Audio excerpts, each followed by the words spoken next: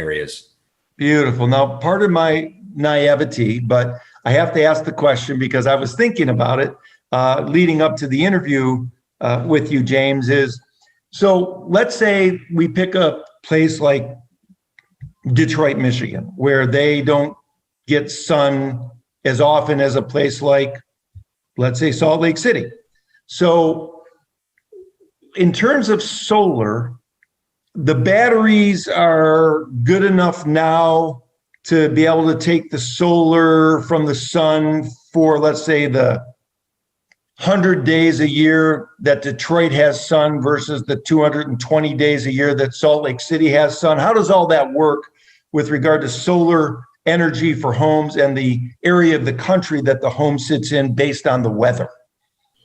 Right. So that is, that's a relevant question. So one of the misconceptions is that, you know, if clouds are covering the sky, or you know, it's maybe overcast outside or it's raining, that the panels still can't absorb light. They actually can. So the UV rays from the sun can go straight through clouds, overcast, right? And they can still hit your panels. It's not evident to the naked eye, right? But it's still able to happen. That transduction process of taking the electrical current into the panel and putting it into usable format in the home.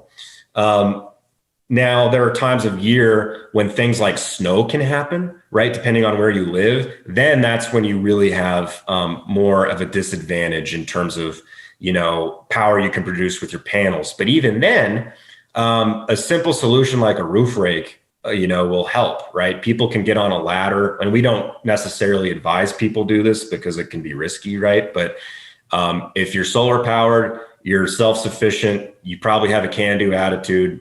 You may want to go up there and just kind of scrape the snow off the panels with a gentle roof rake, and then the panels will start producing just fine, right? Yeah. So the weather does kind of affect what can happen with snow, but in terms of overcast, things like that, not too big of an issue. There are areas of the United States where solar has grown a ton very quickly because they just have more sun hours, right? The, you know, Phoenix, Arizona's, the Los Angeles, California's, the whole Sun Belt really is viable in that sense.